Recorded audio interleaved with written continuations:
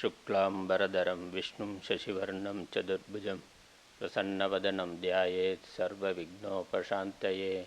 या देवी स्तूयते नित्यं विबुधैर्वेदपारगैः सा मे वसतु जिह्वाग्रे ब्रह्मरूपा सरस्वती। निधये सर्वविद्यानां विषजे भवरोगिणां गुरवे सर्वलोकानां दक्षिणामूर्तये नमः। श्रीदक्षिणामूर्तिसुदेशिकेन्द्रं द्वैपायनं सूत्रकृतं मुनीन्द्रं श्रीशङ्करं भाष्यकृतं यतीन्द्रं मद्देशिकञ्चापि नमामि विद्यै। ॐ सहना भवतु सहनौ भुनक्तु सह वीर्यं करवावहै तेजस्विनावधीतमस्तु मा विद्विषावहैः। ஓம் சாந்தி சாந்தி சாந்தி.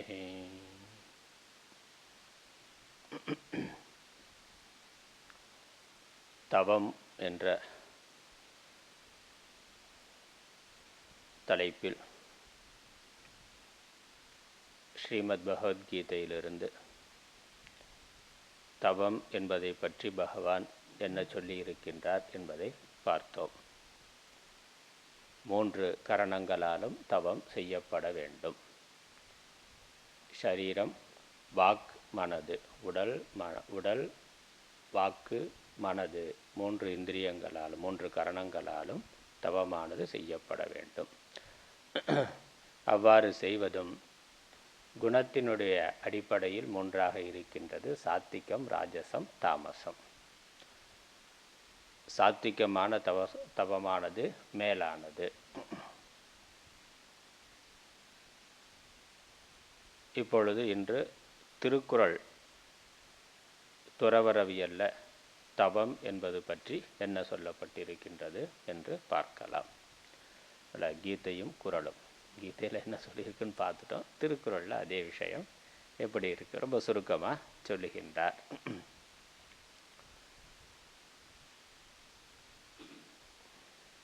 திருக்குறளில் துறவரவியல்ல 3வது அதிகாரமாக தவமானது இருக்கின்றது. முதல் அதிகாரம் அருளுடைமை, 2வது புலால் மறுத்தல். அதனால் பரிமேலழகர் இதற்கு சம்பந்தம் கொடுக்கிறார். தவம்னா என்ன என்பதை சொல்லி இது ஏன் இந்த 2 அதிகாரங்களுக்கு பிறகு இருக்கின்றது என்று சொல்லுகின்றார். மனம் இந்திரியங்களின் வழியில் போகாது நிற்றல் பொருட்டு. இந்த மனமானது புலன்களின் வழியில் போகாமல் உலக விஷயங்களை நோக்கி மனசு ஓடாமல் நிறுத்துவதற்காக விரதங்களினால் உணவை சுருக்குதலும், உணவு முதலான விஷயங்களில் கட்டுப்பாடு வைத்தல், அதுதான் விரதம்னு சொல்கிறோம். இல்லை, விரதம்ங்கிறது தவம்ங்கிறதுக்கு தவத்தினுடைய ஒரு அங்கம். உணவை கட்டுப்படுத்துதல், நாக்கை கட்டுப்படுத்துதல்.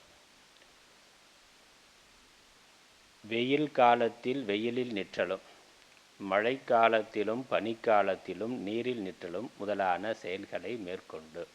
அல்ல, உடலை அடக்கிறதுக்காக புலன்களை அடக்கிறதுக்காக என்னென்ன நல்ல வெயிலில் மே மாதத்தில் அந்த வெயிலில் திறந்த வெளியில், அதுவும் பாறை மேலே நிற்கிறதுனா அப்படியெல்லாம் பண்ணியிருக்கார்கள். அப்படிலாம் தவம் செய்திருக்கிறார்கள். அதனால் மழை காலத்திலையும் பனிக்காலத்திலையும் நீரில் நிற்றல்னா தண்ணீரில் கழுத்தளவு தண்ணீரில் நிற்கிறது. பனிக்காலத்தில் பனியிலும் அப்படிலாம் நின்று உடம்பை நம்ம வசத்துக்கு கொண்டு வர்றது. உடம்பு அதுக்கு தயாராகிடும். நம்ம அப்படி இருந்தோம்னா அதற்கு ஏற்றாற் போல் உடம்பு தயார்படுத்தி கொள்ளும். அப்போ நம்ம அதை கட்டுப்படுத்தி கொள்ள முடியவில்லைங்கிற பொழுது தான் அதை உடம்புக்கு வரக்கூடிய அந்த உடம்பு அதுக்கு தயாராகாத பொழுது அதனால் துன்பம் வருது. அதை மாற்றிக்கொள்வதற்காக நம்ம பாதுகாப்பு முதலானவை தேடுகின்றோம். வெயிலிருந்து பாதுகாத்து கொள்வதற்கு இருக்கிறதுக்கு ஒரு கூரை அது மட்டும் போதுமான. அப்புறம் ஃபேன் வேணும், அப்புறம் ஏசி வேணும். அது வேலை செய்யாமல் கரண்ட் இல்லாமல் போயிட்டால் என்ன பண்ணுறதுன்னு ஒரு இன்வெர்டர் வேணும். அப்படியே அது பெருகிக்கொண்டே போகுது. இதை விட ஈஸியானது என்னது? வெயிலை தாங்கி கொள்ள பழகி கொண்ட செலவு இல்லைன்னா. அதனால் இந்த செலவெல்லாம் நமக்கு மிச்சம். அதனால் தவம்ங்கிறது அங்கே இருக்குது. அப்போ உடம்புக்கு சுகத்தை கொடுக்க அது இன்னும் பலவீனம் தான் அடையுது. நம்ம இதெல்லாம் கொடுக்க உடம்பு அதனுடைய சக்தியை இழக்கின்றது, பலவீனம் அடைகின்றது. ஒரு சேரியில் ஒரு ஏழை குழந்தைகள் குடிசையில் வாழக்கூடிய குழந்தைகளை பார்க்குறோம். அது வெயில்லையும் மழையிலையும் அதில் தான் இருக்குது. போதுமான உடை இல்லாமல் உணவு இல்லாமல் இருக்குது. அதற்கு இருக்கக்கூடிய நோய் எதிர்ப்பு சக்தி அந்த குழந்தைகளுடைய அங்கே வாழக்கூடிய மனிதர்களுக்கு இருக்கக்கூடிய நோய் எதிர்ப்பு சக்தி வசதியான வீட்டில் இருப்பவர்களுக்கு இல்லை. ஏன்னா உடம்பு அதுக்கான தேவையில்லையே. நோய் எதிர்ப்பு சக்தி அது போராடி ஆகணும். அந்த உடம்புக்கு தான் உயிர் வாழ்வதற்கு தன்னை உடம்பை தக்க வைத்து உள்ளே இருக்கக்கூடிய ஜீவன் உயிர் இந்த உடலை தக்க வைத்து கொள்வதற்கு அதற்கு ஏற்றாற் போல தன்னை தகவமைத்து கொள்வதற்கு அறிவு அதற்கு இருக்குது. அதற்கு எப்பொழுதும் அது தயாராக இருக்கின்றது. அப்போ அதுக்கு எப்போ நெருக்கடி வருதோ பிரச்சனை வருதோ அப்போ தான் அது வேலை செய்யும். நெருக்கடியே இல்லை பிரச்சனையே இல்லைனாக்கா சோம்பேறி ஆயிடும். அது அதற்கான வேலையை செய்வதை நிறுத்திவிடும். அதனால் மற்ற விலங்குகள் மனிதனுக்கு கீழே இருக்கக்கூடிய ஜீவராசிகள்லாம் பார்த்தோம்னாக்கா அது சர்வை பண்ணுறதுக்காக சூழ்நிலைக்கு தகுந்த மாதிரி தன்னுடைய உடலை மாற்றி அமைத்து கொள்ளுகின்றது. அந்த விவேகம் அதற்கு இருக்குது. அந்த ஜீவனுக்கு அந்த உயிர் போராட்டம் தான் மட்டும் இல்லை, தன்னுடைய சந்ததி இருக்கணும், தொடர்ந்து தன்னுடைய சந்ததி இருக்கணும் அப்படிங்கிறதுக்காக தன்னுடைய உடலை அது மாற்றி கொள்ளுகின்றது. எவ்வளோ நெருக்கடி வந்தாலும் எவ்வளோ விஷமாக இருந்தாலும்னா அதையும் தாங்கி கொண்டு இருப்பதற்காக உடம்பை தயார் பண்ணி கொள்ளுகின்றது. கொசு பார்க்குறோம். என்னதான் நம்ம மருந்து கண்டுபிடிச்சி அவ்வளோதான் அட்வான்ஸாக போனாலும் கொசுவை ஒழிக்க முடியுமானா ஒழிக்க முடியாதுங்கிறான். கொசுவை நீங்கள் முற்றிலும் ஒழித்தல்ங்கிறது சாத்தியம் இல்லைன்னா. ஏன்னா நம்ம ஒரு மருந்து கண்டுபிடிச்சா அடுத்த 2வது ஜென்ரேஷன் 3வது ஜென்ரேஷனில் அது ஜீரணம் பண்ணி கொண்டு வாழ்கிறதுக்கு தயாராகிடுது. அதனால் அது அந்த மருந்து வாசத்தில் ஆரம்பத்தில் இறந்து போகுது. ஆனால் இதனால் நமக்கு ஆபத்து வருதுன்னா அதுக்கேற்ற மாதிரி தன்னுடைய உடம்பை தகவமைத்து கொண்டு அந்த வாசத்தை கடந்து வாழ்வதற்கு அது தயாராகி விடுகிறது. அதனால் ஆல் அவுட் வச்சாக்கா அந்த ஆல் அவுட் மிஷின் மேலேயே போய் உட்காரும். அது மேலேயே உட்கார அளவுக்கு அதுக்கு தைரியம் தில்லு வந்துருச்சு. அது உடம்பு அதுக்கேற்ற மாதிரி மாறிக்கிறது. அப்போ ஆல் அவுட் ஆகிறது யாருன்னா அதை சுவாசிக்கிற இந்த ஆள் தான். அதனால் ஆல் அவுட்டுன்னு அது கொசுக்குள்ளே சுவாசிக்கிற இந்த ஆள் தான் அது சுவாசித்து ஆல் அவுட் ஆகிறான். அந்த மாதிரி இயற்கையாகவே இந்த ஜீவனுக்கு தான் உயிர் வாழ்வதற்காக, ஏன்னா மிக கடுமையான குளிர்லையும் அண்டார்டிகா முதலான அந்த குளிர் பிரதேசம் பனிப்பிரதேசங்கள்லையும் வாழுகின்ற உயிரினம் இருக்குது. அதற்கு அந்த வெப்பநிலையில் மைனஸ் டிகிரியில் இருக்கிறதுலையும் வாழ்கிறதுக்கு தகுந்த மாதிரி அந்த உடம்பு அதுக்கு தயாராக இருக்குது. அது ஏதாவது ஹீட்டர் ஏதாவது போட்டிருக்காருன்னு ஒன்றும் இல்லையே. அதே சமயம் மிக அதிகமான வெப்பநிலை இருக்கக்கூடிய பாலைவனம் மாதிரியானது அதுலேயும் எரிமலை குழம்புல கூட சிலதெல்லாம் இருக்குங்கிறான். காலப்போக்கில் சில லார்வாக்கள் சிலதெல்லாம் வந்துடுதுங்கிறான். அதுக்குள்ளே இருக்கிற மாதிரி அந்த வெப்பநிலையில் இருக்கிற மாதிரியான சில புழு பூச்சிகள் உயிரினங்கள் காலப்போக்கில் அதில் வருது, அங்கேயும் இருக்குங்கிறான். இப்போ அவ்வளவு அதிகமான வெப்பநிலையிலையும் வாழ்கிறதுக்கு தகுந்த மாதிரி அதனுடைய உடலை அது தயார்படுத்தி கொள்கின்றது. அந்த மாதிரி அது மாற்றிக்கொண்டால் தான் அது உயிர் வாழ முடியும். அதனால் தான் இருக்கின்ற இடத்துக்கு காலத்துக்கு தகுந்த மாதிரி அந்த தட்பவெப்பநிலை மாறுகின்ற பொழுது, இயற்கை மாறுபாடுகள் வருகின்ற பொழுது அதற்கேற்ற மாதிரி தன்னை தகவமைத்து கொள்வதற்காக உடம்புக்கு அறிவு இருக்குது. பகவான் அதை கொடுத்திருக்கிறார், அந்த சாமர்த்தியம் இருக்கின்றது. ஆனால் அந்த நெருக்கடி வர்ற பொழுது தான் உடம்பு அதுக்கேற்றாற் போல் வேலை செய்யும். நெருக்கடியை நம்ம கொடுக்குற சுகமாகவே வைத்திருந்தோம்னாக்கா அதற்கான அது விவேகமான தேவை இல்லாமல் போயிருக்கு. தேவை வர்ற பொழுது தான் நம்ம புத்திசாலி ஆகிறோம். பிரச்சனை வர்ற பொழுது தான் நம்ம ஒழுங்காக வேலை செய்யலைன்னா கம்பெனியை விட்டு அனுப்பிச்சிடுவான்னா. அப்போ தான் வேலை செய்கிறதுக்கு தன்னை தயார்படுத்தி கொள்றதுக்காக கூடுதலாக ஏதோ ட்ரைனிங் எடுக்கிறான், படிக்கிறான், சுறுசுறுப்பாக வேலை செய்யணும்னு நினைக்கிறான். இல்லை என்ன நடந்தாலும் என்ன பண்ணாலும் வேலை போகாது, சம்பளம் வந்துக்கிட்டே இருக்கும்னா கவர்மெண்ட் ஆஃபீஸில் இருக்கிறவங்களாம் எப்படி இருக்கான்? ஒன்றும் வேலை செய்யலைனாலும் வரும், ஒன்று அறிவை வளர்த்து கொள்ளணும், திறமையை வளர்த்து கொள்ளணும் அப்படிங்கிறதெல்லாம் இல்லை. மாதமான சம்பளம் வரும், எதாவது தவறு நடந்தாலும் ஒன்றும் பண்ண மாட்டான், ட்ரான்ஸ்ஃபர் பண்ணுவான், அவ்வளோதான். இல்லை பேருக்கு ஒரு 15 நாள் சஸ்பெண்ட் பண்ணுவான். வேலை கண்டிப்பாக போகாது, அது கேரண்டி இருக்குன்னா. சஸ்பெண்ட் பண்ணாலும் பாதி சம்பளம் வரும்னா. பாதி சம்பளம் வாங்குகிற 1 லட்ச ரூபாயில் பாதி சம்பளம் 50,000 ரூபா. அதனால் அது ஒன்றும் குறை கிடையாது, தாராளமாக இருக்கலாம் அப்படின்னு. அப்போ இருக்கிற பொழுது அவர்கள் தன்னுடைய திறமையோ அறிவையோ வளர்த்து கொள்வதற்கு தயாராக இருப்பது இல்லை. இல்லைன்னா இருக்க முடியாது, நீ உன்னை தகுதியை வளர்த்து கொள்ளலைன்னா வேலையில் இருக்க முடியாது. நான் இப்போ தான் டெட்டுக்கு படிக்க ஆரம்பிச்சிருக்கான். யார் வாத்தியார் 55 வயசில் 50 வயசில் டெட் எக்ஸாம் எழுதுனா தான் நீ ஆசிரியராக இருக்க முடியும் அப்படின்னா படிக்கிறதுக்கு புஸ்தகத்தை தேடுறாங்க. அப்போ என்னது அது அந்த அறிவோ திறமையோ உடலோ எல்லாமே நெருக்கடியில் தான் தன்னை தயார்படுத்தி கொள்ளுகின்றது. அதனால் அப்படி நெருக்கடிகளை ஏற்படுத்துதல் தவம். இப்போ உடம்பை அதற்கு எவ்வளவு குளிர் வெப்பத்தையும் தாங்கி கொள்கிற மாதிரி நம்ம தயார்படுத்தி கொள்வதற்கு அது தவம். அப்போ அது இல்லைனாலும் நம்மளால் வாழ முடியும். இது இல்லைன்னா வாழ முடியாதுன்னு உலகத்தில் நிறையா வச்சுருக்குறோம்ல. அப்போ எது இல்லைனாலும் நம்மளால் வாழ முடியுங்கிற நிலைப்பாடு இருந்தால் தான் நம்ம உடம்பு மனது நம்மளுடைய கட்டுப்பாட்டில் இருக்குதுன்னு அர்த்தம். அதை கொண்டு வருவதற்குத்தான் தவம். ஏன்னா எது இல்லைனாலும் வாழ முடியும். நம்ம நிறையா நினைக்கிறோம், இது இல்லாமல் வாழ முடியாது, அது இல்லாமல் வாழ முடியாது, இல்லை இவர் இல்லாமல் மனிதர்கள் உறவுகள் இல்லாமல் வாழ முடியாதுன்னு.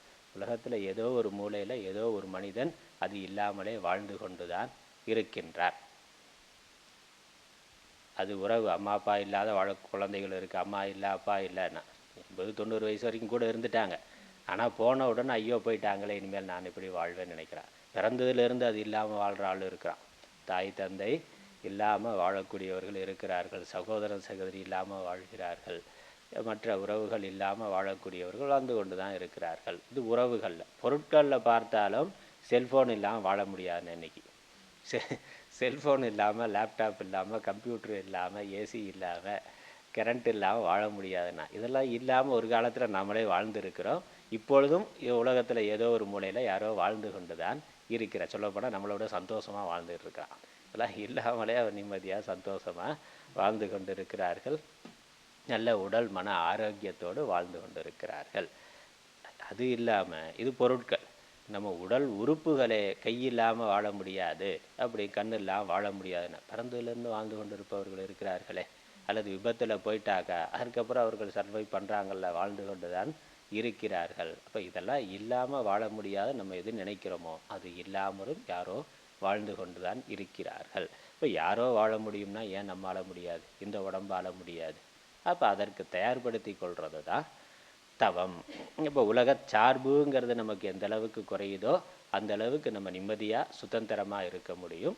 அந்த உலக சார்பு குறையணும்னா அதற்கு நம்ம பழக்கப்படுத்தி கொள்ள வேண்டும். அது இல்லாமலே வாழ்தல் இருந்தால் எப்படி இருக்கும்? பேசாமலே இருந்தால் எப்படி இருக்கும்? இல்லை பார்க்காம இருந்தால், கண்ணு போயிட்டா எப்படி இருக்கும்னா ஒரு நாள் எதையும் பார்க்காம இருக்கிறது அப்படின்னா அப்படி விரதம் இருக்கிறது இல்லை.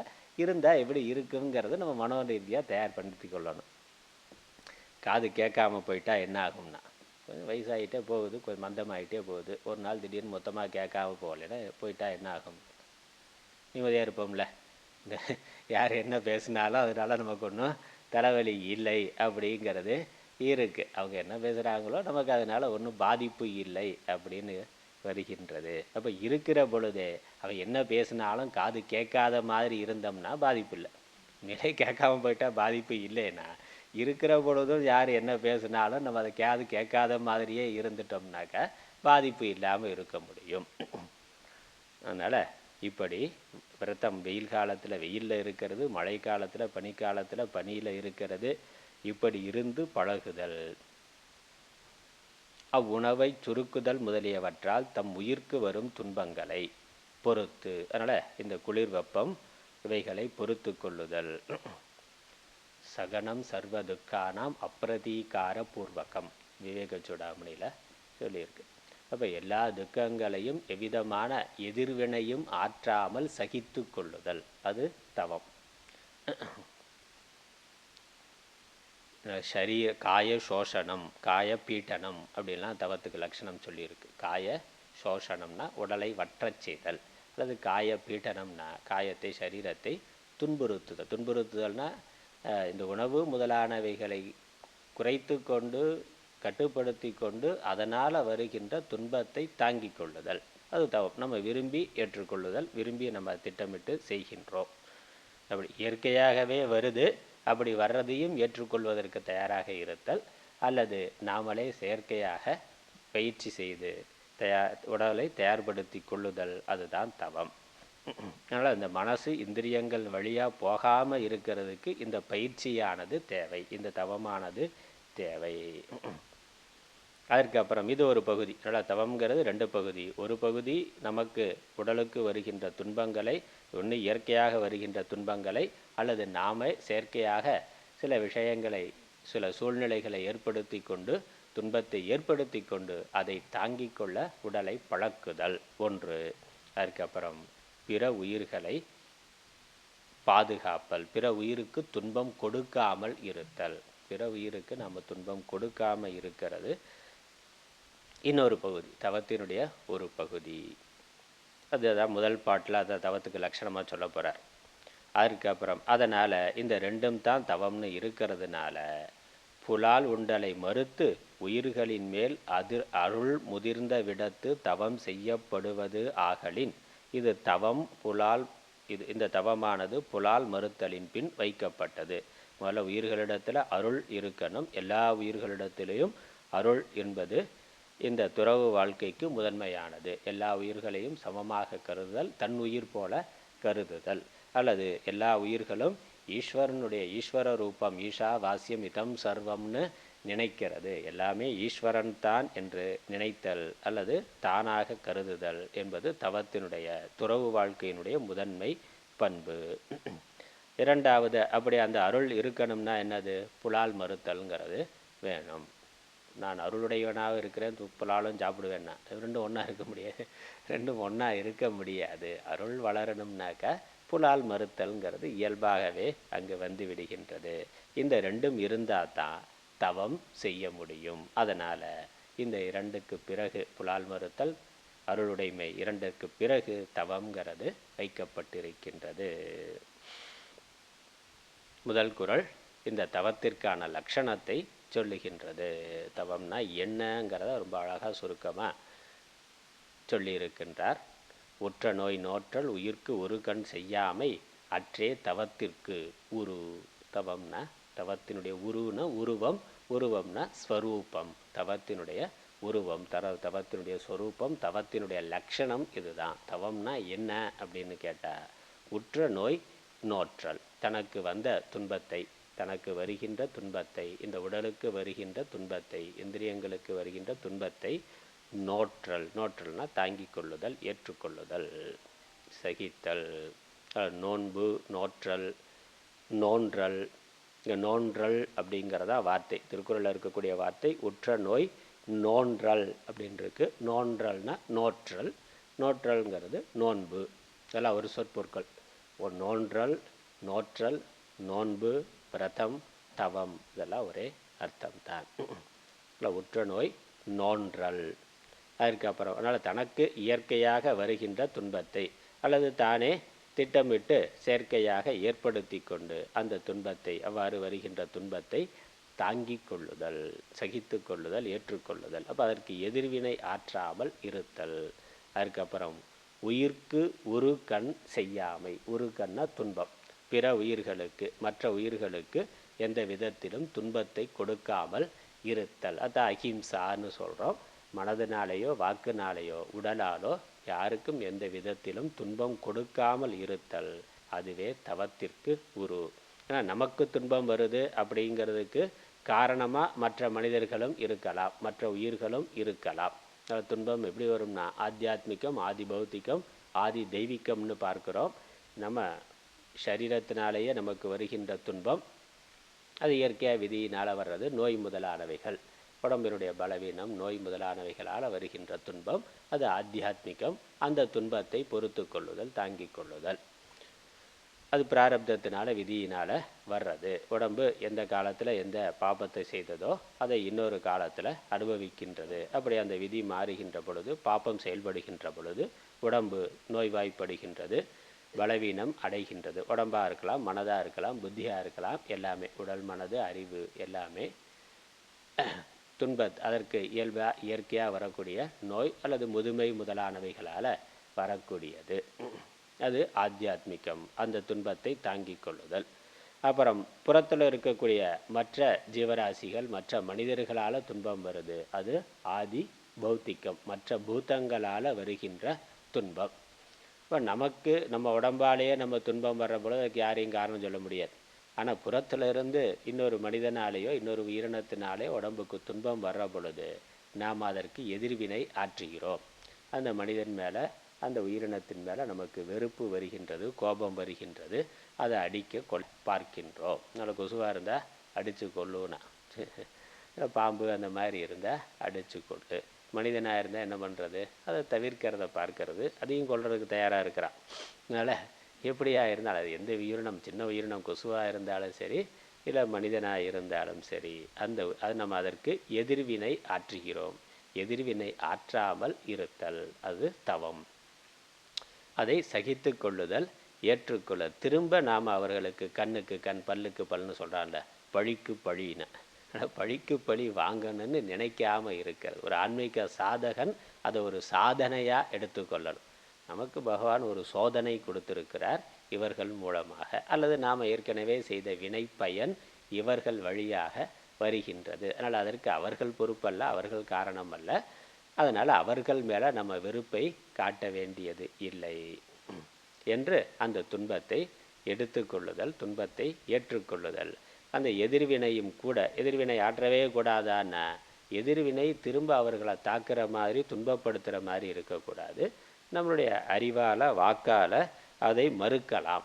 அவர்கள் பண்ணுறது, அவர்கள் செய்யல தவறு இருக்குது அப்படிங்கிறப்ப நமக்கு துன்பம் வந்தது, ஏற்கனவே செய்த வினையின் பயனாக துன்பம் வருது. ஆனால் அதற்கு இப்போ ஒரு நியாயமான காரணம் இல்லை. நம்ம எதுக்கும் எல்லாத்துக்கும் ஒரு நியாயமான காரணம்னு பார்க்குறோம்ல. அப்போ அவர்கள், நான் தப்பு பண்ணி நீ என்னை திட்டியிருந்தால் பரவாயில்லன்னா, அப்போ அது ஒரு நியாயம் பார்க்குறோம். நியாயம் இருக்குது, நான் என்னோடய தப்பும் இருக்குன்னா. நம்ம எந்த தப்புமே பண்ணலை, அவன் இன்னொருத்தர் நம்மளோட ஒரு குற்றம் சொல்லுகிறார்கள் அல்லது நம்மை தாக்குகிறார்கள். அப்படிங்கிற பொழுது இது நியாயம் இல்லை, அநியாயங்கிறோம். அதனால் அப்போ அவர்கள் இப்பொழுது சரியாக நடக்கலை. அது என்னது, நான் சரியாக இருக்கிறேன், அவன் சரியாக நடக்கலை. இப்போ ரோட்டில் போகிறோம், நாமெல்லாம் சரியாக டிராஃபிக் ரூல்ஸை ஃபாலோ பண்ணிட்டு போகிறோம், இல்லை போகவே இல்லை, ஓரமாக நிற்கிறோம்னா, எவனோ அவனுடைய தவறுனால இடிக்கிறான்னா, நம்ம மிஸ்டேக் இல்லை, அவனுடைய மிஸ்டேக். அவனுடைய யாரோட மிஸ்டேக்காக இருந்தாலும் நமக்கும் கஷ்டம் வருது, துன்பம் வருது, வண்டிக்கு பழுதுபடுது, அல்லது நம்ம உடம்புக்கே அதனால் பாதிப்பு வருது, கை கால் உடையுது, இல்லை காயம் வருது. அப்படின்னாக்கா நம்ம தவறு பண்ணலை, இப்போ நம்ம தவறு பண்ணலை, சரியாக இருக்கிறோம். ஆனால் இன்னொருத்தனுடைய தவறுனால நமக்கு துன்பம் வருகின்றது. அப்போ அவனுடைய தவறை அவனுக்கு சுட்டி காட்டலாம், அதை அன்பா பண்பா காட்டலாம். அதற்கு நாம் திரும்ப அவன் கூட சண்டை போடணும், எதிரினை பண்ணணுங்கிறது இல்லை. ஆனால் நமக்கு துன்பம் வந்துருச்சே, நான் தப்பு பண்ணாமலே துன்பம் வந்துருச்சேன்னா, இப்போ தப்பு பண்ணலை, ஏற்கனவே தப்பு பண்ண தப்பினுடைய விளைவு இப்போ வந்திருக்கு. அதனால் அதுக்கு அதிருஷ்டம் கிடையாது. அது புண்ணிய பாப்பம் வர்றது, இன்ப துன்பம் வர்றது திருஷ்டமானது கிடையாது, அது அதிருஷ்டமானது. அதனால் அங்கே நியாயம் நம்ம பார்க்க முடியாது. எந்த நியாயமும் இல்லையே, அநியாயமாக எனக்கு இப்படி ஒரு கஷ்டம் வந்திருக்கே அப்படின்னா, அநியாயமாலாம் வரலை. அது இப்போ நமக்கு நியாயம் தெரியலை, அவ்வளோதான். இப்போ நான் தப்பு பண்ணலை, நான் சரியாக தான் இருக்கேன், நியாயமாக நேர்மையாக இருக்கிறேன், கஷ்டம் வந்திருக்குண்ணா, அது அநியாயம் கிடையாது. யாரோ பண்ண அநியாயமாக இருக்கலாம், அதனுடைய விளைவை அவன் பிறகு அனுபவிப்பான், அது அவனுக்கு போகும். அவனுடைய தவறுனால் வரக்கூடிய பாதிப்பு, அதனுடைய பாப்பம் அவனுக்கு போகும், அதை அவன் எதிர்காலத்தில் அனுபவிப்பான். நாம் இப்போ கொடுக்கணுங்கிறது கிடையாது, நாம் அவனுக்கு அதற்கான தண்டனை கொடுக்கணுங்கிறது கிடையாது. அது பகவான் பார்த்துக்குவார், விதி பார்த்து கொள்ளும். விதி அவன் பண்ண தவறுக்கான தண்டனை அவனுக்கு கொடுக்கும். இப்போ நான் தண்டனை கொடுக்குறேன்னு கிளம்புனா, இது புதிய ஒரு செயல், ஏற்கனவே செய்த ஒரு செயலுடைய விளைவாக தான் இப்போ இந்த நியாயமும் இல்லாமல் நமக்கு இந்த துன்பம் வந்திருக்கு. அதை நான் சரி பண்ண போகிறேன், அதை நான் தாங்கி கொள்ள மாட்டேன்னு நம்ம இப்போ புதுசாக ஒரு செயல் திரும்ப எதிர்வினை ஆற்றி அவனை அடிக்க போகிறது, உதைக்க போகிறது, இல்லை கடுமையான வார்த்தையை பேசுறதுன்னா அது புது செயல். ஏற்கனவே செய்த செயல்னால அது புதிய ஒரு செயல், அதற்கான விளைவு நமக்கு திரும்ப கண்டிப்பாக வரும். அதனால் இதெல்லாம் யோசனை பண்ணி சும்மா இருக்கும். சரிப்பா, சரி விதி அப்படின்னு சொல்லி அவர்களுக்கு அவர்களுடைய தவறை உணர்த்துறதுக்காக சொல்லலாம். அதையும் அன்பா பண்பா, முன்னாடி பார்த்தோமே பகவான் சொன்னார், வாக் தபஸ்னா அது சௌமியமாக இருக்கணும், உண்மையாக இருக்கணும், துன்பம் ஏற்படாததாக இருக்கணும் அப்படின்னு அந்த முறையில் அவர்களுக்கு உணர்த்த முயற்சிக்கலாம். அது பண்ணாமலும் இருக்கலாம், அல்லது பண்ணலாம். ஆனால் ஓரளவுக்கு மேலே அதையும் பண்ணக்கூடாது. பிறருக்கு அவர்களுடைய தவறை சுட்டி காட்டுதல்ங்கிறது ஓரளவுக்கு பண்ணலாம். அதுவும் அவன் புரிஞ்சுக்குவானா எடுத்துக்கொள்வானான்னு தெரியாது. அதனால் சொல்கிறத சொல்லிவிட்டு விட்டுறணும், அதை மனதில் வைத்து கொள்ளக்கூடாது, தொடர்ந்து நீட்டிக்கக்கூடாது. அப்படி இருந்தால் அது தவம். அதனால் பிறரால் நமக்கு துன்பம் வருகின்ற பொழுது அதற்கு எதிர்வினை ஆற்றாமல் இருத்தல், அதை தாங்கிக் கொள்ளுதல், ஏற்றுக்கொள்ளுதல் தவம். அதனால் ஒரு கண் செய்யாமை அற்றே தவத்திற்கு இதுதான் தவத்தினுடைய லட்சணம். அதனால் தனக்கு வருகின்ற துன்பங்களை தாங்கிக் கொள்ளுதல், பிறருக்கு எவ்விதத்திலும் துன்பத்தை கொடுக்காமல் இருத்தல் தவம். அடுத்த குறள், அடுத்ததுக்கு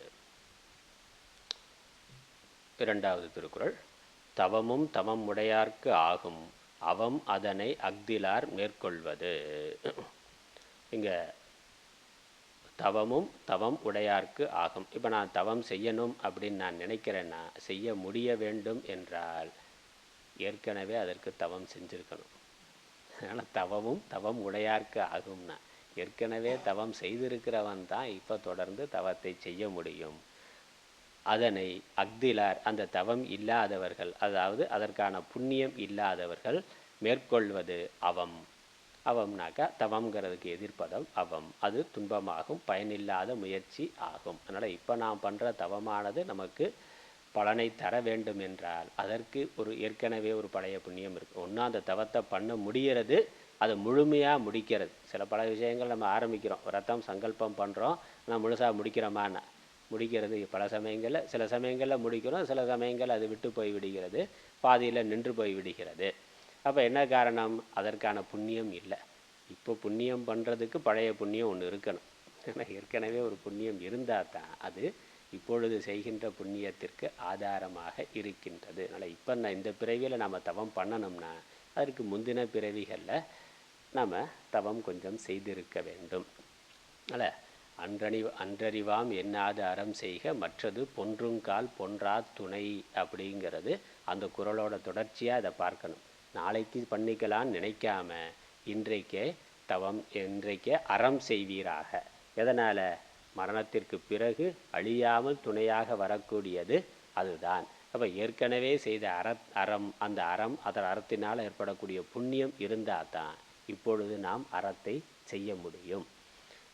அதுதான் இங்கே தவம்னு சொல்கிறார். ஏன்னா அறத்தின் விளைவு ரெண்டுமே, செல்வம் கிடைக்கிறது, பொருள் கிடைக்கிறது, மற்ற லௌகிக்க இன்பம் கிடைக்கிறது. அது மட்டுமல்ல, தவம் முதலான ஆன்மீக சாதனைகளை செய்யறதுக்கும் ஏற்கனவே கொஞ்சம் புண்ணியம் செய்திருக்க வேண்டும். அதனால் இந்த பிறவியில் ஒன்று முந்தின பிறவியில் செய்யலைன்னா இப்போ செய்ய முடியாது. அதனால் என்ன பண்ணலாம்? செய்யாமலே விட்டுலாமான்னா இப்போ செய்ய ஆரம்பினா. அதனால் அடுத்த பிறவியிலையாவது தபஸ் நல்லா பண்ணணும்னா அதை இப்பயே ஆரம்பித்து வை அப்படின்னா ஒல்லும் வகையெல்லாம் அப்படின்னு சொல்கிறார். முடிஞ்ச சென்ற விடத்தால் செலவிடா இல்லை, செல்லும் வாயெல்லாம் செயல்னா. அதனால் தர்மத்தை பண்ணுறதை இப்பொழுதே இங்கேயே எப்படியெல்லாம் செய்ய முடியுமோ அப்படியெல்லாம் செய்வாயாகன்னு சொல்லியிருக்கு. அதனால் இந்த அறம் அல்லது புண்ணிய காரியம், ஆன்மீக சாதனை எதுவாக இருந்தாலும் ஒரு செயல் என்று எடுத்துக்கொண்டால் அது ரெண்டு விதத்தில் வேலை செய்கின்றது. பகவத்கீதையில் அது பார்த்தோம். அந்த கடைசி 3வது அத்தியாயம் கடைசி 2-3 வகுப்புகளில் இந்த விஷயம் வந்தது. கர்மயோகத்தை பற்றி சொல்கிற பொழுது பகவான் சொல்கிறார், இப்போ ஒரு செயலுடைய விளைவு வருதுன்னா அந்த செயல் 2 விதமான விளைவுகளை ஏற்படுத்துகின்றது. 2 விதமான விளைவுகளை ஒரு செயலானது ஏற்படுத்துகின்றது. அது புண்ணிய செயலாக இருக்கலாம், நல்வினையாக இருக்கலாம், அல்லது பாப்ப செயல் தீவினையாக இருக்கலாம். எதுவாக இருந்தாலும் நாம் செய்கின்ற செயல் 2 விதத்தில் விளைவுகளை ஏற்படுத்துகின்றது. ஒன்று அதனுடைய பலனை கொடுத்தல், அதான் புண்ணியம் என்று சொல்கிறோம். புண்ணியமாக மாறி இன்னொரு காலத்தில் அது இன்பமாக வருகின்றது. அப்போ செயலுடைய ஒரு விளைவு அது புண்ணியமாக மாறி இன்பமாக திரும்பி வருதல். தவறான செயலாக இருந்தால் பாப்பமாக மாறி அது துன்பமாக திரும்பி வருதல் என்பது. கர்த்தாவாக இருக்கிறான்னா ஒரு கர்மாவை பண்ணுறான், பிறகு அந்த கர்ம பலன் வர்ற பொழுது போக்தாவாக இருந்து அதை அனுபவிக்க வேண்டும். அதில் கர்ம பலன் என்பது ஒரு செயலினுடைய ஒரு விளைவு. இன்னொரு விளைவு என்னன்னா, அது சம்ஸ்காரமாக வாசனையாக ஆதல். அது உள்ள ஒரு மனப்பதிவாக வாசனையாக சம்ஸ்காரமாக ஆகின்றது. அந்த வாசனை, அந்த சம்ஸ்காரம், அது சுபாவம் அப்படின்னு சொல்லலாம். அந்த சுபாவம், அந்த வாசனை, அந்த சம்ஸ்காரம் அடுத்த செயலுக்கு காரணமாக இருக்கின்றது. அப்போ அது கர்த்தாவை பாதிக்கின்றது. செயலுடைய விளைவு கர்ம பலனாக கர்த்தாவை போக்தாவாக ஆக்குறதுங்கிறது ஒரு பலன். அடுத்த செயலை செய்வதற்கான வாசனையாக அது உள்ளே ஆகின்றது. கர்த்தாவை அடுத்த செயல் செய்ய போகிறதுக்கு முன்னாடி அவன் என்ன செய்யணும், எப்படி செய்யணும்னு எந்த அடிப்படையில் யோசிக்கிறான்? அவனுக்குள்ளே என்ன ரெக்கார்ட் ஆகியிருக்கோ, என்ன பதிவாகி இருக்கோ அந்த அடிப்படையில் தான் செயலை செய்யறதுங்கிறத யோசிக்கிறோம். அப்போ அந்த பதிவு எப்படி வந்தது?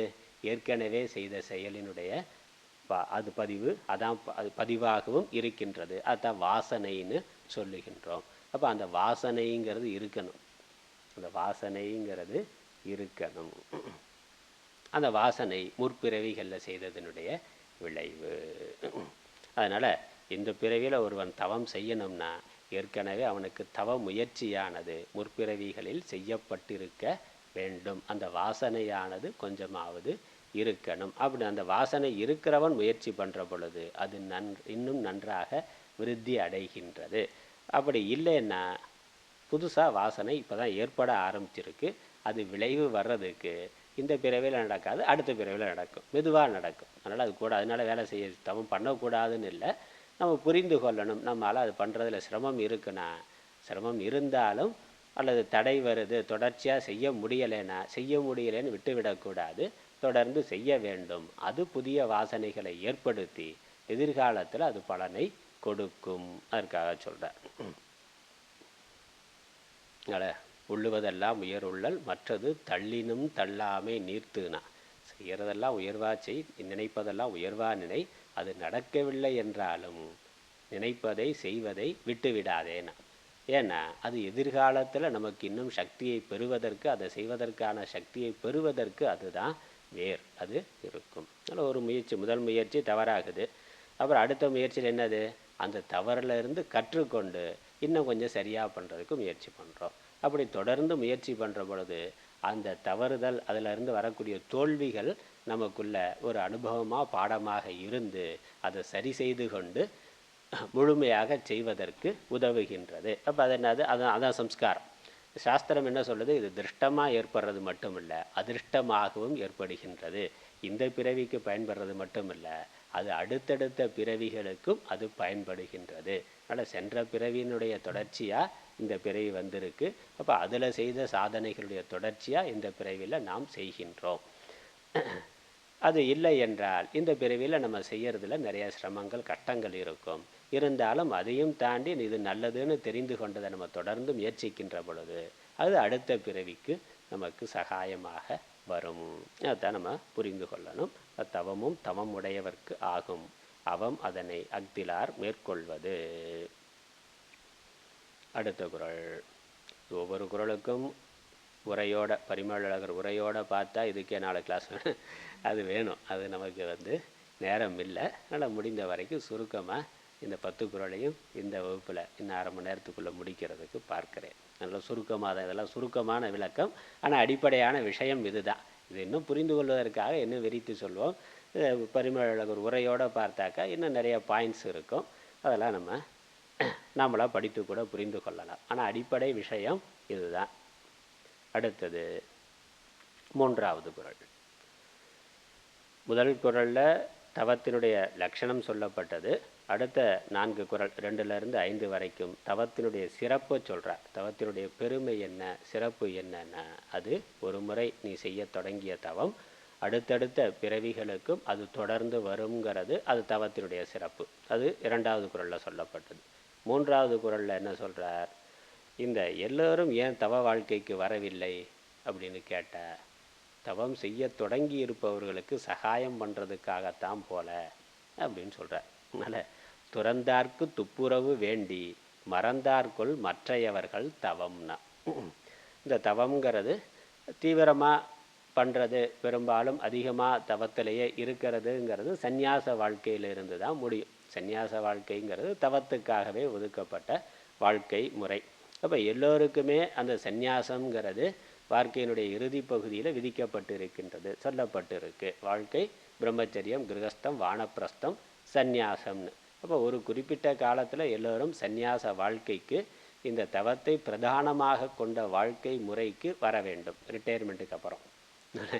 ரிட்டையர்மெண்ட்டுக்கு அப்புறம் என்னன்னா, அதுக்கப்புறமும் குடும்பம், குழந்தை, பேரம் பேத்தி, தொழில் அப்படின்னு 90 வயசு வரைக்கும் உழைக்காம ஒரு குறிப்பிட்ட வாழ்க்கைக்கு தேவையான அளவு சேர்த்தாச்சு, அல்லது குழந்தைகளை வளர்த்தாச்சு. சேர்க்கறதுன்னு என்னது பணம் சேர்க்கறதுங்கிறது இல்லை, குழந்தைகளை வளர்த்தாச்சு, அவர்களுக்கு ஒரு வாழ்க்கையை அமைத்து கொடுத்தாச்சு.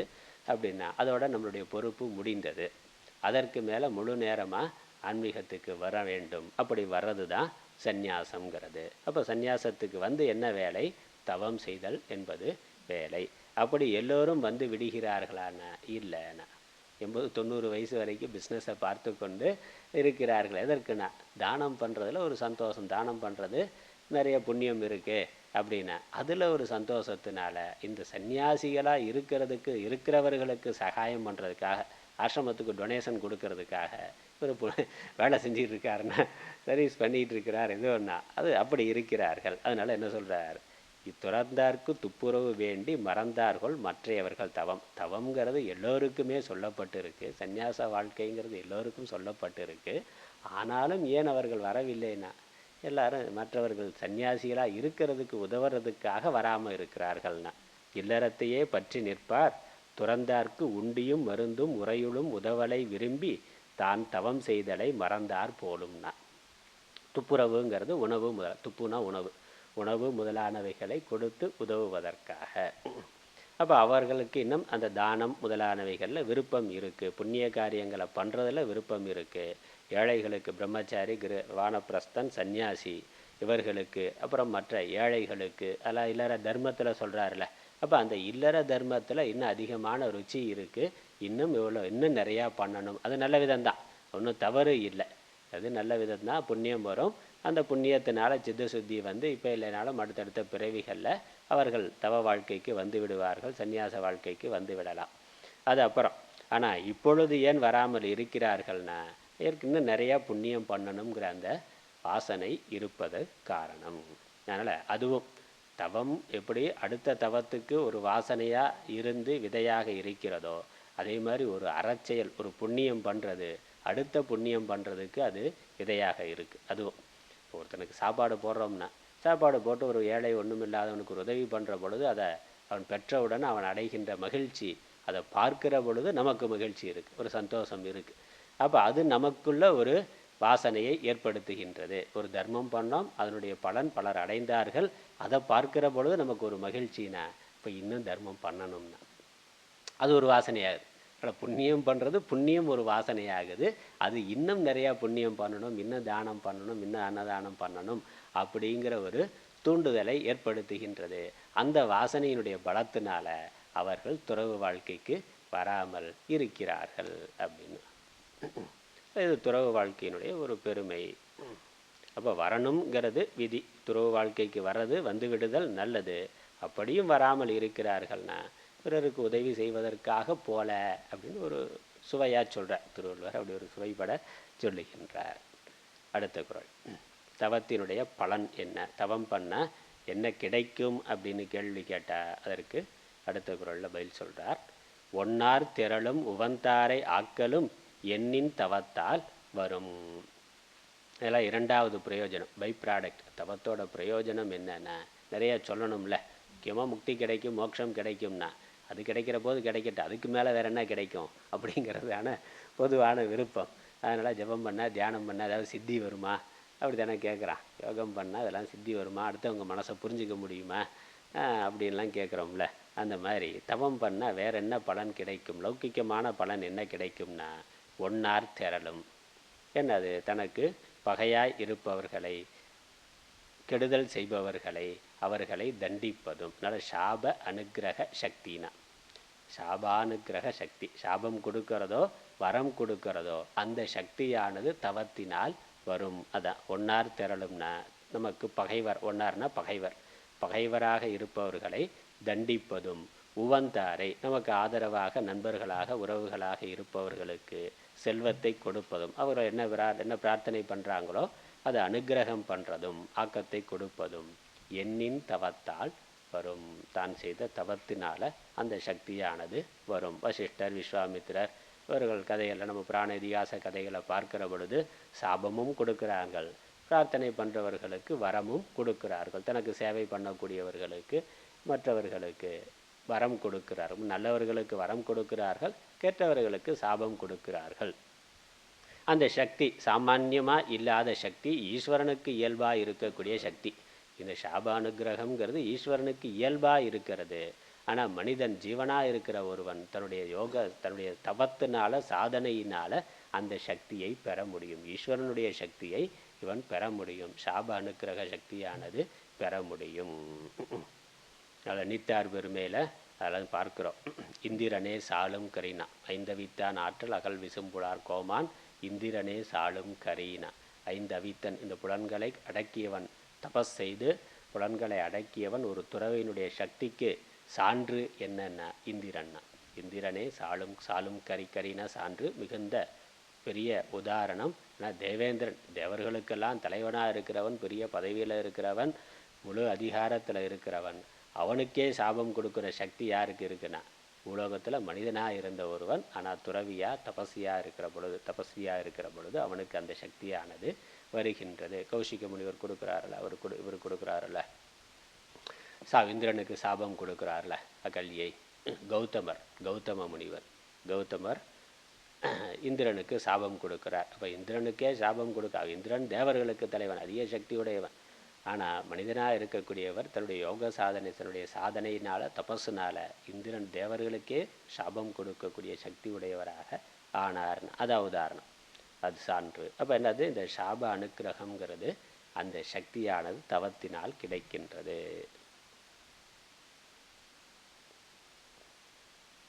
அடுத்த பாடல், அடுத்த திருக்குறள். இது மட்டும் இல்லை, வேற என்னெல்லாம் அவர்களுக்கு வேண்டும்னு நினைக்கிறார்களோ அதை அடைய முடியும். முதல்ல சொன்னது, 4வது பாட்டில் சொன்னது மற்றவர்களுக்கு நல்லதோ கெட்டதோ, எதிரியை அழிக்கிறதோ இல்லை நல்லவனை வாழ வைக்கிறதோ துறவி தவம் செய்தவனால் முடியும். நல்லா துறவிங்கிறது மட்டும் இல்லை, இல்வாழ்க்கையில் இருந்தும் நல்ல தபஸ் இருந்தால், நம்ம தபஸ்னா பார்த்தோமே, அப்போ நேர்மையான உண்மையான சரியான வாழ்க்கை இருந்தால், புலனடக்கம் மன அடக்கம் இருந்தால் இந்த சக்தியானது வருகின்றது. பார்க்குறோம். இல்வாழ்க்கையில் இருக்கக்கூடியவர்களுக்கே முக்கியமாக பத்தினி பெண்களுக்கு இருக்கிறதா நம்மளுடைய புராண இதிகாச கதைகளில் எல்லாம் பார்க்கிறோம்னா. அதில் பிரம்மா விஷ்ணு சிவன்னா, அத்ரி அனசுயா கதையில் பார்த்தோம்னாக்கா பிரம்மா விஷ்ணு சிவன் அவர்களையே குழந்தையாக மாற்றிட்டாங்கன்னா அதுக்கு மேலே வேறு என்ன சொல்கிறது. அந்த அனசுயாவோட பெருமை, அது அனசுயா தேவியோட கதையை பார்த்தா, இந்த நாரதரெல்லாம் வர்றாரு. நாரதர் இரும்பு கடலையை கொண்டு வறுத்து கொடுக்க முடியுமான்னா, அது முதல்ல பார்வதி தேவி, லக்ஷ்மி, சரஸ்வதி அவங்கள்ட்ட போய் கேட்குற, கடலையை கொடுத்து எனக்கு கொஞ்சம் வறுத்து கொடுங்க, சாயந்தரம் ஸ்நாக்ஸுக்கு வேணும்னா. என்னது, வெறும் இந்த நிலக்கடலை இல்லை, இரும்பு கடலை. அவங்க இரும்பு கடலை எப்படியா வறுக்க முடியும், அதெல்லாம் முடியாதுன்ட்டாங்க. அது ஏன் முடியாது அப்படின்னு நேராக அனசுயா தேவிகிட்ட கொண்டு வறுத்து கொடுத்துட்டாங்களாம். இப்போ அந்தளவுக்கு சக்தி இருக்குது. அப்புறம் பிரம்மா விஷ்ணு சிவனை அவர்கள் வந்த பொழுது, அவருடைய கற்ப சோதிக்க வர்ற பொழுது இவர்கள் குழந்தையாக மாற்றி தத்தாத்திரேயர் அதுதான்னு பார்க்குறோம். அப்போ அவர்கள் என்ன தபஸ் பண்ணாங்க, தர்மத்தை கடைபிடிக்கிறது அப்படிங்கிறது தான். அதனால் இந்த தர்மத்தை கடைபிடித்தல் அப்படிங்கிறதே பெரிய தவம். அதனால் இந்த சக்திகள் எல்லாம் கிடைக்கும் என்பது. அதனால் முதல்ல சாப அனுக்கிரகம் கொடுக்கறதுங்கிறது இருக்குது. இங்கே தனக்கு வேண்டியது என்னவோ அதையெல்லாம் அடைய முடியுங்கிறத 5வது குறளில் சொல்கிறார். வேண்டியாங்கு எய்தலால் செய்தவம் ஈண்டு முயலப்படும். ஆனால் என்ன அடைய விரும்புகிறோமோ அத்தனையையும் அடைய முடியும். இப்போ அடுத்த பிறவியில் முயன்றால் மறுமைக்கண் தாம் வேண்டிய பயன்கள் வேண்டியவாறே பெறலாம். இங்கே சாஸ்திரம் சொல்லுகின்றபடி ஸ்வதர்மத்தை கடைபிடிக்கிறதே தவம். இந்திரிய மனோ நிகிரகத்தோடு இருக்கிறது. தர்ம விரோதமான செயல்களை விடுத்தல், தர்மமான காரியங்களை செயல்களை செய்தல், அதனுடைய பிரயோஜனம் சகாமமாக பண்ணால் சொர்க்கம் முதலான உயர்ந்த லோக்கங்கள், அதுவே தவம்னா. அப்போ அந்த தவத்தோட பலன், தர்மத்தை கடைபிடிக்கிறதுங்கிற அந்த விரதத்தோட பலன் என்னன்னா உண்மையை சத்தியத்தை கடைபிடித்தல், இது முதலான அறவாழ்க்கை வாழ்கிறது. அப்படிங்கிற தவத்தோட பலன் என்னென்னா சொர்க்கம் முதலான உயர்ந்த லோக்கங்கள் அது கிடைக்கும். அது நான் சொர்க்கத்துக்கு போகணும், இப்போ இருக்கிறத விட இன்னும் சுகமாக இருக்கணும்னா இந்த தவத்தை செய்தால் அதனால் அது கிடைக்கும். அல்லது பிரம்மலோகம் முதலான லோக்கங்கள் எனக்கு வேணும் அப்படின்னா நிஷ்காமமாக தபஸ் பண்ணுற பொழுது அந்த பிரம்மலோகம் முதலான உயர்ந்த உபாசனையோடு சேர்ந்து, வெறும் கர்மாவை மட்டும் பண்ணுறது அப்படின்னா சொர்க்கம் முதலான சொர்க்கலோகம் முதலான லோக்கங்கள் தேவலோக்கங்கள், உபாசனை கர்மாவோட உபாசனையும் சேர்த்து பண்ணியிருந்தா சகுணமான உபாசனை, கர்மாவோட சகுணமான உபாசனையும் சேர்த்து பண்ணியிருந்தால் பிரம்மலோகம் கிடைக்கும். சொர்க்கலோகத்தில் அதிகமாக சுகம் இருக்கக்கூடிய லோகம். அந்த கர்மா உபாசனையும் நிஷ்காமமாக பண்ணியிருந்தாருன்னா சொர்க்கலோகத்துக்கு அங்கே போகிறார். அங்கே இருக்க சுகங்கள்லாம் அனுபவித்த பிறகு அங்கே பிரம்மாவனால் உபதேசிக்கப்பட்டு வேதாந்த சாஸ்திர ஞானத்தையும் அடைந்து அங்கே பிறவாத நிலையை அடைகின்றார். கிரமமுக்திங்கிற பலனும் கிடைக்கும். அதில் கிரமமுக்தி அதோட ஞானமும் இங்கேயே கர்மம் உபாசனையோட அத்வைத ஞானம் ஆத்ம ஞானம் வேதாந்த சிரவணத்தையும் இங்கேயே பண்ணியிருந்தா அந்த தவமும் இருந்தா பிறவாத நிலை மோட்சங்கிறது வீடு பேருங்கிறது கிடைக்கின்றது. அத்தனைக்கும் ஆதாரம் என்னது? தவம் தான். ஸ்வதர்ம அனுஷ்டானம் அதோட தவம் என்பது அதுதான் தவம். ஸ்வதர்ம அனுஷ்டானம்ங்கிறது தான் தவம். அதை செய்யறதுனால இப்போ சொர்க்கம் முதலான லோகங்கள் கிடைக்கும், அல்லது பிரம்மலோகம் என்று கிரமமுக்தியாகவும் போகலாம், இல்லை வீடு பேருங்கிற மோட்சமும் இங்கேயே கிடைக்கும். இதெல்லாம் பலன். அதனால் இதில் எதை வேண்டுனாலும் அதனால் வேண்டியாங்கு எய்தல்னா இப்போ இருக்கிறத விட இன்னும் சுகமான வாழ்க்கை வேணும்னா அது கிடைக்கும். இல்லை எனக்கு பிறவாத நிலை வேண்டும் என்றால் அதுவும் கிடைக்கும். அதனால் இங்கே என்ன செய்யணும்னா செய்தவம் ஈண்டு முயலப்படும். ஈண்டுனா இங்கே இப்போ இந்த பிறவியில் தவத்தை ஒருவன் செய்வதற்கு கடுமையான முயற்சியை செய்தால் வேண்டிய அங்கு எய்தலாம். எதை அடைய விரும்புகிறானோ சொர்க்கமோ பிரம்மலோகமோ பிறவாத நிலை வீடு பேரோ அதை அவன் அடையலாம். அதற்காக இங்கேயே இப்பொழுதே ஒருவன் தவத்தை செய்ய வேண்டும்.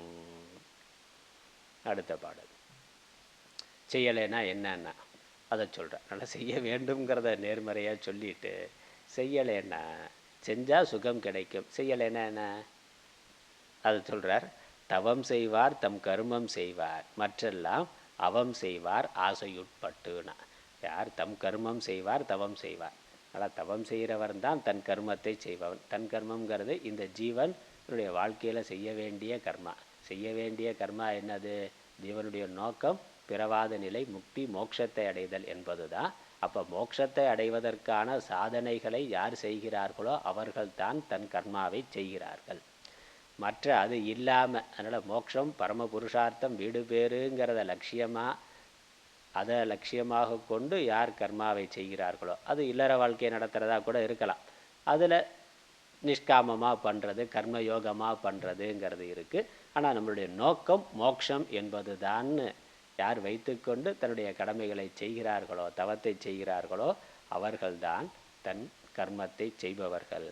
மற்றவர்களாக என்னது? அர்த்த காமம் அதை பிரதானமாக கொண்டு செய்பவர்கள் அவம் செய்வார் ஆசையுட்பட்டு. ஆசை பிரதானமாக இருக்கிறதுனால உலக சுகங்கள் போகங்கள் இதை நான் நிறையா அனுபவிக்கணும்னு நினச்சா அவன் அவம் செய்கின்றான். அவம்னா துன்பம், தனக்குத்தானே துன்பத்தை ஏற்படுத்தி கொள்கின்றான். ஏன்னா பிறப்பு இறப்பு என்ற சுழற்சி இந்த பிறவி பெருங்கடல்லையே அவர்கள் சுழன்று கொண்டிருக்கிறார்கள். பந்தத்திலிருந்து விடுதலை என்பது அவர்களுக்கு இல்லை. மீண்டும் மீண்டும் பிறப்பை அடைதல் என்பதுதான் அவம். மீண்டும் மீண்டும் துன்பத்துக்குள்ளே போகிறது என்பது தான் அவம். ஆனால் இவன் என்ன நினைக்கிறான்? இன்பத்தை அனுபவிக்கணும்னு விரும்புகிறார்கள். ஆசை வயப்பட்டு அறியாமையினால் இன்பம் இல்லாத லௌகிக்க இன்பங்களை இன்பமாக கருதி அதை அடைய வேண்டும் என்று இவர்கள் நினைக்கிறார்கள். அதனால் அவர்கள் அடைவது இன்பம் அல்ல, உண்மையான இன்பம் அல்ல, அல்லது முழுமையான இன்பம் அல்ல. அல்பமான சுகம் கிடைக்கலாம், ஆனால் பேரின்பமானது கிடைக்காது. அதனால் அதற்காக கிடைத்த மனித பிறவியை பயன்படுத்தவில்லை என்றால் மோட்சத்திற்காக மனித பிறவியை பயன்படுத்துதல் தவம் செய்தல் ஆகும். அதை செய்யவில்லை என்றால் மீண்டும் மீண்டும் பிறவி வரும். பிறவி அடுத்த பிறவி திரும்ப மனுஷ பிறவியாக இருக்கும்னு கேரண்டி இல்லை. எந்த பிறவி வேண்டாலும் வரலாம். அதனால் அது கீழே போகிறதுங்கிறது இருக்கின்றது. ஆகவே அவம் செய்வார்னா இன்னும் துன்பத்தை அடைவார்கள், அனுபவிப்பார்கள். இல்லை இன்னும் சாமான்யமாக எடுத்துக்கொண்டா சாமான்யமாக நம்ம தவம் செய்தல்ங்கிறது ஸ்வதர்மத்தை கடைபிடித்தல் என்பது தான் பார்த்துருக்கிறோம். தர்மத்தை கடைபிடித்தல் என்பது தான்.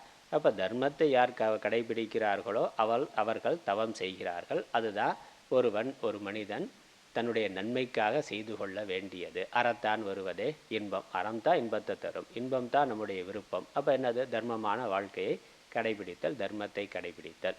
தர்மத்தை கடைபிடிக்கிறது தான் தவம்.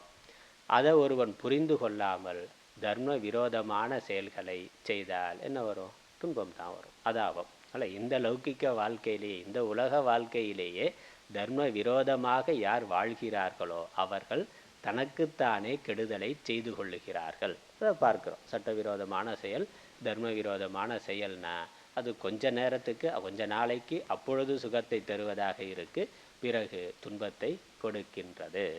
அதில் கொலை பண்ணுறது, கொள்ளையடிக்கிறது, இல்லை பாலியல் வன்கொடுமை, வேறு என்னெல்லாம் சமூக விரோத செயல்கள் இருக்கோ, தர்ம விரோத செயல்கள் இருக்கோ, சட்ட விரோத செயல்கள் இருக்கோ, கொஞ்ச நாளைக்கு அவன் அதை செய்கிறான், அதனுடைய பலன் கிடைக்குது. திருடுறான், கொள்ளையடிக்கிறான்னா, கொள்ளையடித்த பணத்தை வச்சு கொண்டு சுகமாக இருக்கிறான். எத்தனை நாளைக்கு? மாட்டிக்கிற வரைக்கும்.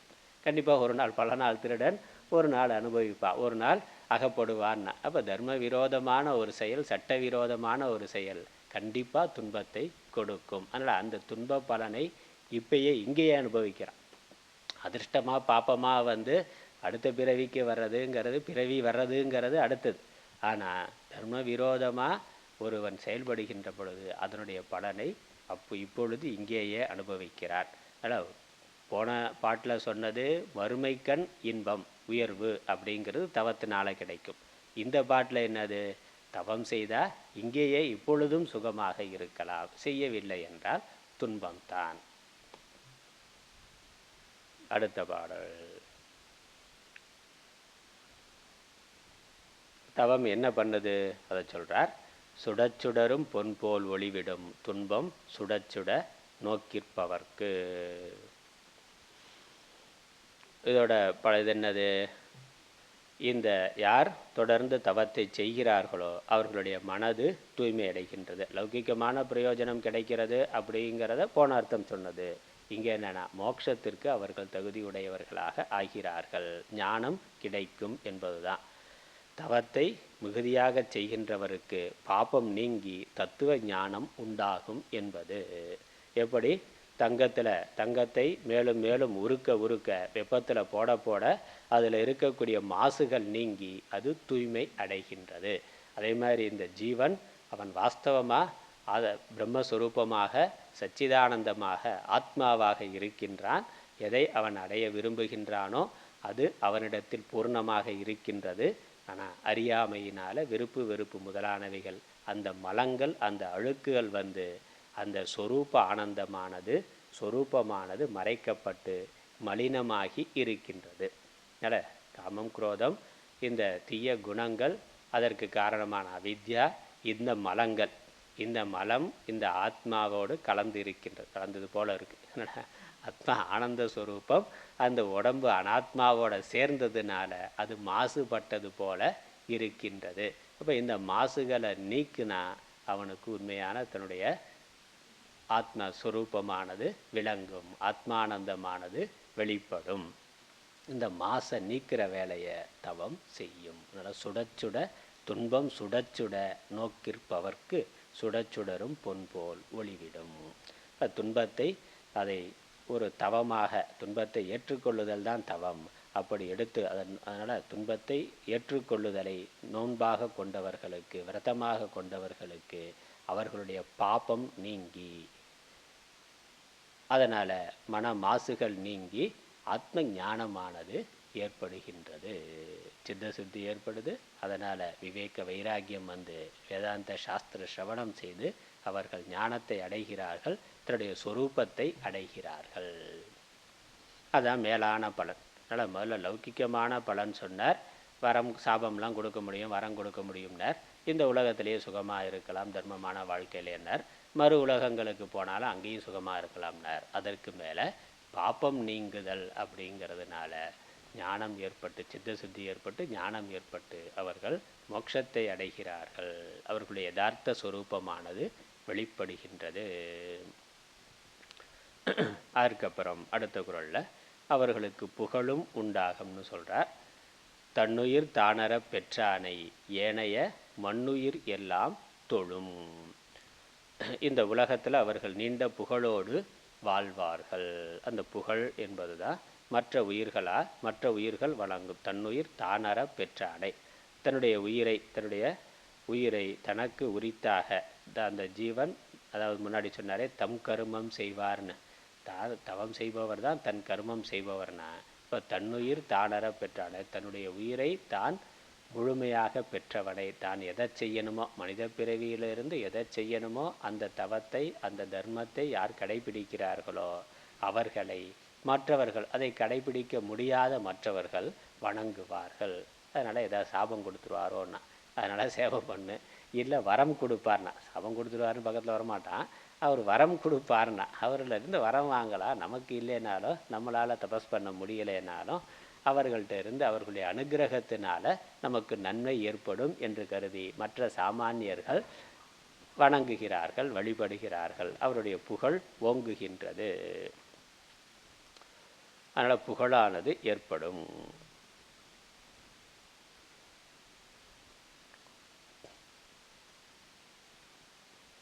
தன்னுயிரை தனக்குரியதாக பெற்றவனை, தான் தன்னுடைய சுரூபத்தை அறிந்து கொண்டு தான் தானாக இருப்பவனை மற்ற எல்லா உயிர்களும் வணங்கும். அவர்கள் யோகிகளாக ஞானிகளாக மகாத்மாக்களாக இருப்பார்கள், மற்றவர்களுக்கு வழிகாட்டிகளாக இருப்பார்கள். அதனால் புகழானது கிடைக்கும். அதுக்கப்புறம் திரும்ப சொல்கிறார் இந்த மோட்சங்கிற பலனை, கூற்றம் குதித்தலும் கைகூடும் நோற்றலின் ஆற்றல் தலைப்பட்டவர்க்கு. கூற்றம்ங்கிறது யமன் தெரியும். இந்த யமனை கடத்தலும் பிறவியை கடத்தல் என்பது முதல்ல ஆத்ம ஞானம் வரும்னு சொன்னார். பாப்பம் நீங்கி ஆத்ம ஞானம் வரும். ஆத்ம ஞானத்தினால என்ன வரும்? யமனை கடத்தல், பிறவா நிலை, மரணத்தை வெல்லுதல் என்பது கிடைக்கும். அது தவத்தினால வரும். அதனால் நோற்றலின் ஆற்றல் தலைப்பட்டவர்க்கு கூற்றம் குதித்தலும் கைகூடும். இந்த நோற்றல், நோன்பு, நோன்றல் என்ற தவத்தை யார் கடைபிடித்து அதனுடைய பலனை ஆற்றல் தலைப்பற்றவர்கள், அதனுடைய சக்தியை பெற்றவர்களுக்கு, அதனுடைய முழுமையான பயனை பெற்றவர்களுக்கு கூற்றம் குதித்தலும் கைகூடும், மரணத்தை வெல்லுதல் என்பதும் நடக்கும். அப்போ பிறவாத நிலையை அடைதல் என்பதும் சாத்தியம். அதனால் பாப்பம் நீங்கும், ஆத்ம ஞானம் வரும், மோட்சம் கிடைக்கும். 10வது குறள். இலர் பலராகிய காரணம் நோற்பார் சிலர் பலர் நோலாதவர். இந்த உலக இயக்கம் இது வரைக்கும் தனிப்பட்ட முறையில் சொன்னார். இங்கே உலக இயக்கம், உலகத்தில் இருக்கக்கூடிய வறுமை, பசி, பஞ்சம், பட்டினி, இதற்கு காரணம் என்ன என்றால் தவம் செய்பவர்கள் சிலராக இருக்கிறார்கள், தவம் செய்யாதவர்கள் பலராக இருக்கிறார்கள். அதனால் நம்ம சுகமாக இருக்கணும்னா அதற்கு புண்ணியம் இருக்கணும். அந்த புண்ணிய காரியத்தை செய்தல் என்பது தான் தவம். இப்போ புண்ணியத்தை செய்தவர்கள் குறைவாக இருக்கிறார்கள். முந்தின பிறவிகளில் தவம் செய்தவர்கள் புண்ணியத்தை செய்தவர்கள் குறைவாக இருக்கிறார்கள். அதனால் இப்பொழுது அவர்கள் துன்பத்தை, வறுமையை அடைகிறார்கள், அனுபவிக்கிறார்கள். நோட்பவர்கள், தவத்தை செய்பவர்கள் சிலர், செய்யாதவர் பலர். தர்மமாக இருக்கிறவன் எவ்வளோ இருக்கிறான்னா எப்பொழுதுமே எண்ணிக்கை குறைவாகத்தான் இருக்கிறார்கள். பாண்டவர்கள் கௌரவர்கள்னா கௌரவர்கள் 100 பேர், பாண்டவர்கள் 5 பேர்னா. அப்போ தர்மமாக இருக்கிறவன், தர்மத்தோட முக்கியத்துவம் தெரிந்து அதை கடைபிடிப்பவர்கள் குறைவாக இருக்கிறார்கள். பெரும்பாலும் ஸ்வாபாவிகம் கர்ம அப்படின்னு சொல்ல, சுபாவமாக ஆடு மாடு விலங்குகள் போல இயல்பாக அவர்களுடைய வாசனைக்கு ஏற்றாற் போல விருப்பு வெறுப்புகளோடு செயல்படக்கூடியவர்கள் தான் மிகுதியாக இருக்கிறார்கள். விலங்கு குணத்தோடு வாழ்பவர்கள் தான் மிகுதியாக, மனித சரீரத்தில் இருந்தாலும் அவர்கள்தான் மிகுதியாக இருக்கிறார்கள். அதனால் உலகத்தில் பசி, பஞ்சம், பட்டினி, வறுமை, மற்ற விதமான எல்லா விதமான துன்பங்கள், நோய் முதலானவைகள் மிகுதியாக இருக்கிறதுக்கு காரணம் அதுதான் பாப்பம், பாப கர்மாக்கள். அதனால் என்னதான் நம்ம விஞ்ஞான வளர்ச்சி அறிவில் எங்கேயோ போயிட்டோன்னா செவ்வாய், வியாழன், சனி எல்லாத்துக்கும் போவோம்னாலும் இங்கே பூமியில் இருக்க வறுமையை ஒழிக்க முடியலை. இங்கே இருக்கக்கூடிய துன்பத்தை, நோய் முதலானவைகளை ஒழிக்க முடியலை. போக போக அதிகமாகிட்டு தான் போகுது. இன்னும் போக போக புதுசாக நோய் வந்துகிட்டு இருக்கு. புதுசாக நோய் வருகின்றது. வறுமைங்கிறது இருந்து கொண்டு தான் இருக்குது. அது இல்லாமல் சண்டை சச்சரவுகளால் உலக யுத்தங்கள்னா, விஞ்ஞானம் வளர வளர என்னென்னா புதுசாக ஆயுதத்தை தான் கண்டுபிடிக்கிறான். அடுத்த ஆளை கொள்றதுக்கு, அடுத்த நாட்டு மேலே போடுறதுக்கு. எந்த அளவுக்கு அறிவு வளர்ச்சி அதிகமாகுதோ அந்த அளவுக்கு சண்டை சச்சரவு தான் அதிகமாகிட்டுருக்கு. இப்போ சண்டை சச்சரவு இருக்கிற பொழுது எப்படி அந்த சமூகம், அந்த நாடு, அந்த மக்கள் அமைதியாக இருக்க முடியும்? அதனால் வறுமைங்கிறது இங்கே செல்வம் இல்லாமல், சாப்பாட்டுக்கு இல்லாமல் இருக்கிறது மட்டும் வறுமை இல்லை. துன்பத்தை அனுபவிக்கிறது, புத்தி இல்லாமல் இருக்கிறதும் வறுமை தான். புத்தி இல்லாமல் தான் நாட்டில் உலகத்திலேயே அதிகமானவர்கள் இருக்கிறார்கள். காரணம் தர்மத்தை கடைபிடிக்காதது, தர்மத்தில் ஸ்ரத்தை இல்லாதது காரணம். அர்த்த காமம் தான் உலகத்தில் மேலானதுன்னு நினைக்கிறது காரணம். தர்மத்தை விட அர்த்த காமம் மேலானது. புலன்களை அடக்கி வாழ்வதை விட புலனின்பங்களை அனுபவிக்கிறதுக்கு தான் வாழ்க்கைன்னு நினைக்கிறது தான் உலகத்தில் இருக்கக்கூடிய துன்பங்களுக்கெல்லாம் காரணம். சிலர் இன்பமாக இருக்கிறார்கள்னா அவர்கள் தர்மத்தினுடைய மதிப்பை அறிந்திருக்கிறார்கள், கடைபிடிக்கிறார்கள். ஆகவே எந்த நாட்டில் இருந்தாலும், எந்த காலத்தில், கலியுகத்தில் இருந்தாலும் சுகமாக இருக்கிறான். அவங்க அமெரிக்காவில் இருந்தாலும், வேறு ஏதாவது பாலைவன தேசத்தில் இருந்தாலும், தர்மமாக இருக்கிறவர் அங்கே ஒரு குறைவான செல்வம் இருந்தாலும் மன அமைதியோட ஒரு போதுங்கிற திருப்தியோட சந்தோஷமாக வாழ்ந்து கொண்டு இருக்கிறார். அது இல்லாதவன் எவ்வளவுதான் செல்வம் இருந்தாலும் நிம்மதி இல்லாமல் தான் இருக்கிறார். அதனால் இங்கே வறுமைங்கிறது புத்தியில் ஏற்பட்டு இருக்கக்கூடிய வறுமை, அது தர்மம் இல்லாததுனால வரக்கூடியது. சரி, இவ்வாறு நம்ம தவம்ங்கிற இந்த அதிகாரத்தை நிறைவு செய்கின்றோம். தவம் என்று நம்ம இந்த 4 நாட்களில் பகவத்கீதையிலையும் திருக்குறளில் இருக்கக்கூடியதையும் பார்த்தோம். சுருக்கமாக சொன்னால் தர்ம அனுஷ்டானங்கிறதா தவம். ரொம்ப சுருக்கமாக சொன்னால் தர்மத்தை கடைபிடித்தலே தவம், தர்மத்தை விடுதலே அவம். இந்த அளவில் நிறைவு செய்வோம். ஓம் ஈஸ்வரோ குருராத்மேதி மூர்த்திபேத விபாகினே व्योमवत्व्याप्तदेहाय दक्षिणामूर्तये नमः. ஓம் பூர்ணமதः பூர்ணமிதம் பூர்ணாத் பூர்ணமுதச்யதே பூர்ணஸ்ய பூர்ணமாதாய பூர்ணமேவாவசிஷ்யதே. ஓம் சாந்தி சாந்தி சாந்தி. ஹரி ஓம்.